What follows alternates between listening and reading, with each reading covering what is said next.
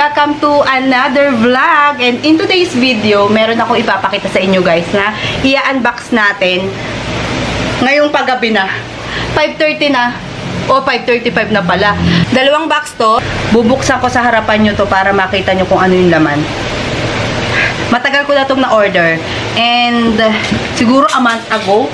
And paalaga ko siya. Or actually anong ginawa ng seller?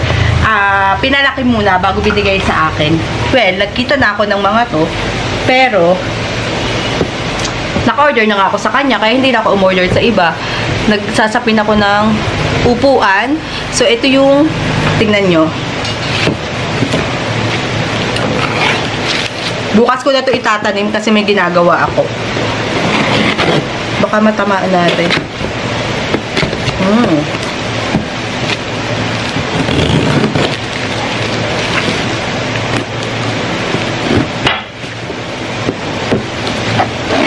Isang piraso lang to guys. Sakto lang yung kanyang pinaglagyan.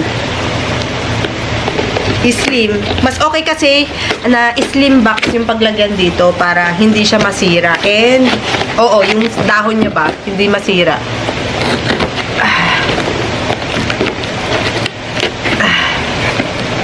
Yung mabuksan. Yun.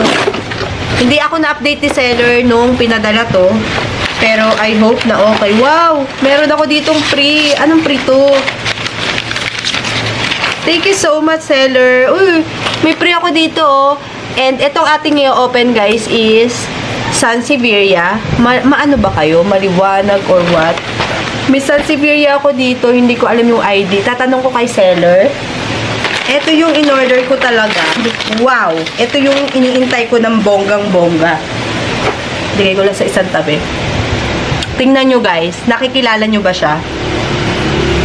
Ito ay si Sarah Huffman. Meron ako ditong Beauty Queen, pero mas bet ko, yan yung una kong binili, si Beauty Queen. Tapos mas bet ko tong si Sarah Huffman, kung tawagin. And ito talaga yung legit, kasi may mga nakikita ako na nagbebenta nito guys. Ano siya, Beauty Queen pa din. Ang pagkakaiba daw ng Sarah Huffman, at saka correct nyo ako dun sa pronunciation nyo kasing alam ko.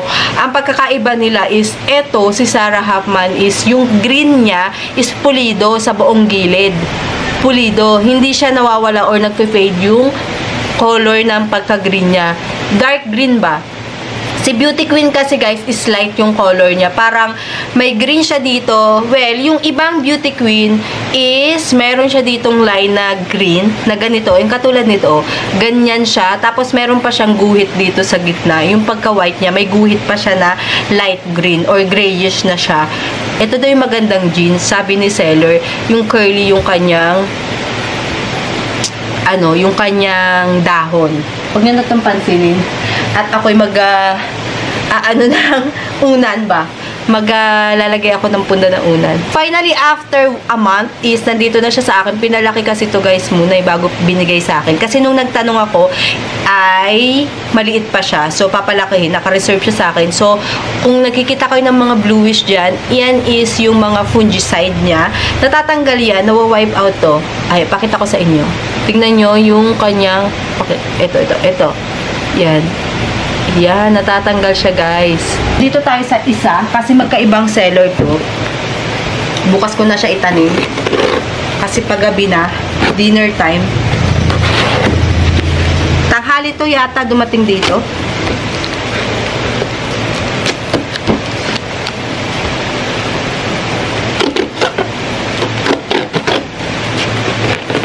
Paggabi na, wala palang ilaw yung kabila. Wow! Ito naman is isang piraso lang din siya.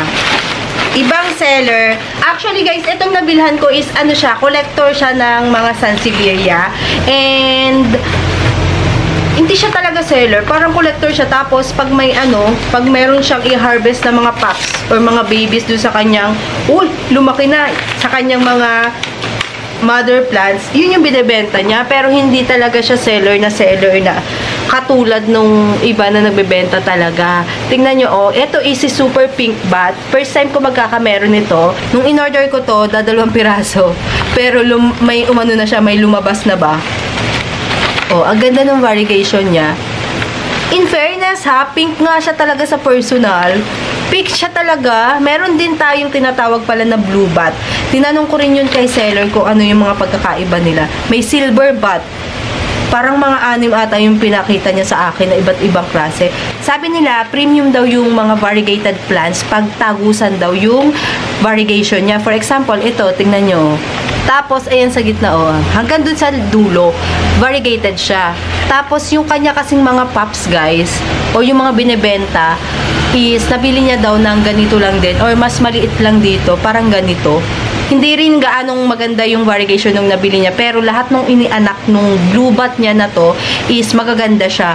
Pero hindi ko na binili yung premium variegation na yun. Kasi, pricey siya. So, eto, hintay na lang natin. Actually, eto, pwede na nga tong hiwalayin eh. Paghiwalayin ko na kaya to, no? Bukas. Ay, ngayon. Paghiwalayin ko na ngayon. Bukas na lang. Tinatamad ako. Nandun yung cinnamon powder ko sa labas. Oo, pwede na tong paghiwalayin. And may variegation din siya sa loob. Hindi lang kita kasi gabi na. Pero ito talaga yung perfect sa akin na ganyan. May mga nakita na rin ako na maganda-ganda rin yung variegation. Pero sa kanya kasi ako unang nag-mine. And pinadala niya to, I think mga 3 weeks after kung binili. So, yan. Dalawa lang yung binili ko, pero medyo pricey kasi sila eh. Kaya, dalawa lang muna. May free sa atin na isa. Agay. Okay guys, magpiprepare lang ako ng ating itatanim. Kasi, ito yung in-unbox natin kagabi or kahapon. I-start na natin yung aking paglilipat. At kakatapos lang ng ulan. Naghahanap kasi ako ng paso. Dahil yung mga paso ko na nandito is eto na lang siya. Wala nang perfect dun sa Sansevieria na itatanim natin. So, hanap-hanap na lang tayo. So, ang aking gamit for today is rice hull, coco peat, tapos vermicast, and then yung ating hindi nawawala na pames. Pames niya is matanghitong size. Dahil yung nabili ko dito na munggo size, bakit parang ang lalaki? Nakabili na ako ng pames. Ang lalaki. Perfect lang siya pang toppings. So, eto. Dahil hindi naman ako gaanong nagdidilig ng Sansevieria, is ito yung perfect para sa kanila. And para dun sa area na paglalagyan ko sa kanila. Yung ating mga potting mix, guys, is depende rin yan sa area na paglalagyan mo sa kanila. Pag sobrang hangin, hindi advisable to. Yung madaming rice hull and pames, hindi advisable kasi ilang oras lang matutuyo na agad yon. So ako, hindi ko na siya, ang lalaki ng butas nito, yung nakita ko dito, hindi ko na siya lalagyan ng takip o yung, ano ba tawag doon, yung pinaka mesh tape. Hayaan lang natin na ganyan. So, unahin natin itong si Free. Itong si Free, sabi ni seller, ito daw ay si Brandy's. Hinahanap ko siya sa tawag sa Google. Hindi ko siya makita. Ay, wag dito sa paso na to. Dito na lang. Tagalin natin yung mesh tape niya. Mesh tape is ito, nabibili yan sa mga hardware, sabihin nyo lang mesh tape. Pag malalaki yung butas ng paso nyo. So, dito ko lang siya ililipat. Itong si Brandy's, Sansevieria Brandy's na variegated, hinahanap ko siya sa Google. Hindi ko siya makita. Ano kaya yung ibang tawag sa kanya? Iba yung lumalabas eh.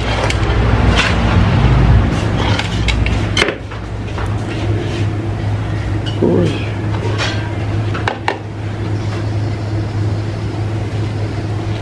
Yun. Yan lang. Dito ko lang siya ilalagay muna sa taas. Kasi, wala pang space doon sa paglalagyan niya. And then, itong perfect siya dito eh. Dito, perfect siya dito eh. Pa dito. Dito na lang. No. Si Sarah Huffman, ganda oh. Hindi ko natatanggalin yung kanya mga bluish.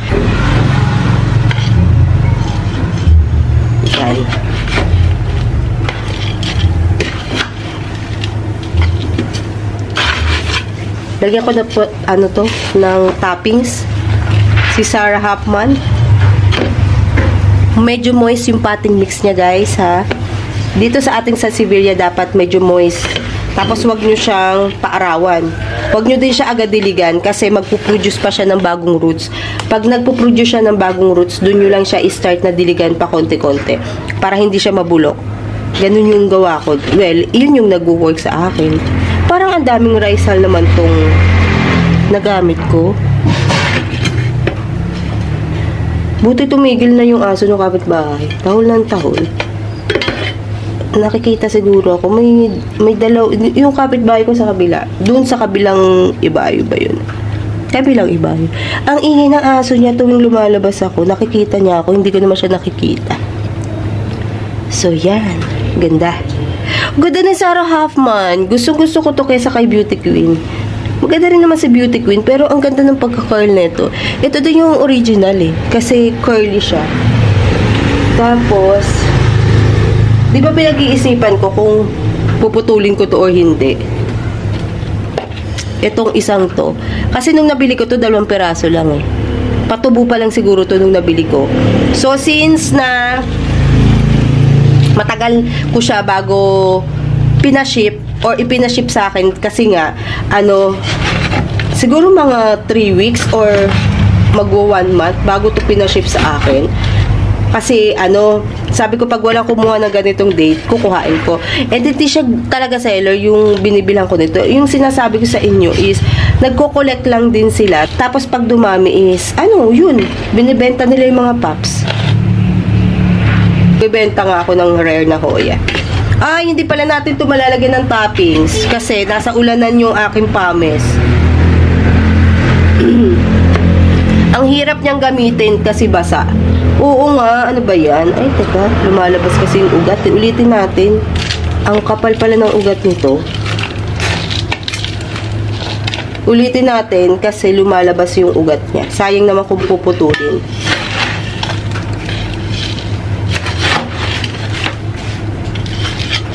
Yun. Ito ay si Super Pink Bat. Super Pink Bat na variegated. Tingnan natin kung ang kanyang pagka-variegated ba is mawawala dito pag natubuan siya ng bagong pups. Ito given na to eh. Kasi walang gaano eh. Doon lang sa dulo may variegation. Tingnan natin yung susunod na pop kung magkakameron. Dapat lots of sunlight dito eh. Kahit morning sun, kailangan dito.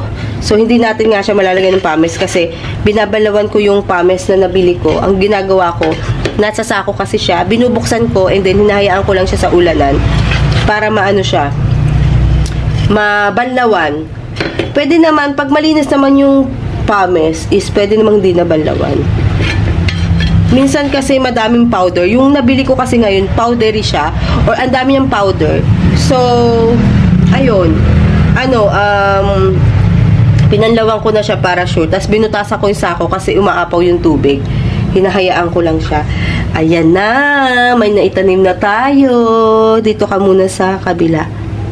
Ay. Etong si mga Sansevieria natin guys, sa pagkaka ko sa kanila, kilala dito sa area ko, matagal silang mag-pops. Mga 1 to 2 months bago siya mag-pops sa akin ng bago. Tapos pag may pops na, dire-diretso na siya. Anak-anak na siya. Tagilid to eh. Lagyan natin ng Yan. Wala na akong stick. So, yan. Dito ka muna sa hindi mauulanan. Nasaan na yung pre sa akin? Brandies. Ito si Brandies. Ganda. Lagay na natin sa pwesto. Teka nga, hanap tayo. Baka meron akong pames dito na napatuyo. Wala eh.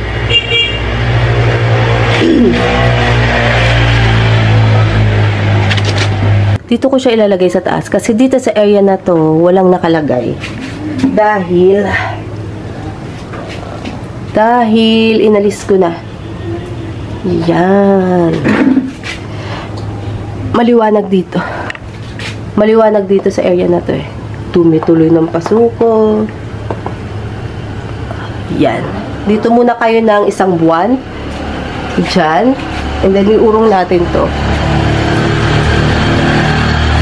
Fishbone. Di ba, natatandaan nyo, may dalawang bunga or flower na tinanggal ako. Eto na siya, guys, oh. Tingnan nyo, oh. Tumubo na siya agad. Yung kaya yun, curly-curly din kaya yun. Hindi ko matansya kung curly-curly, pero parang hindi, no? Dami ko mga dito. Tingnan nyo. Ito yung mabilis, si Bruda. Kasi nung itinanim ko to, maliit lang siya. Ito. Tapos ngayon lumalaki na siya. Ang ganda ng variegation. Ang problem ko dito, ito yung si guys, oh. Si Beauty Queen. Yan, si Beauty Queen. Hindi pa rin siya natatanggal yung kanyang, blue. Hindi ko tinatanggal. And si Beauty Queen is okay naman dyan. Yun nga lang, ang ginawa ko, nilipat ko si Congo. Kasi kahapon, uminit ng malala dito kahapon, guys. Hindi ko pa pala nalagyan ng topping si Tsunami. Niripat ko kasi itong mga to. Siguro 1 month ago. O hindi, 3 weeks pa lang. Niripat ko. Bakit ka nag-yellow? Hindi naman kita dinitilikan. At, nasunog yung aking Congo. Tingnan nyo, guys, so. So, yun. Okay lang kasi malaki naman na to. Ayoko nang bumili ng bago. Si Congo. Hindi ko alam, kahapon, sobrang tirik na tirik yung araw. And then, napansin ko nung mga bandang, mga 4 o'clock, 5 o'clock, pagtingin ko dito, na siya. Puti lang siya kahapon, ngayon nagiging brown na. Pero yung pops niya, hindi naman na So, yun lang guys ang ating video for today. Sana na-enjoy nyo. Nabitin ako Nabitin tayo sa pagriripat. So, next time, magriripat tayo na madami. So, see you guys on our next video. Bye!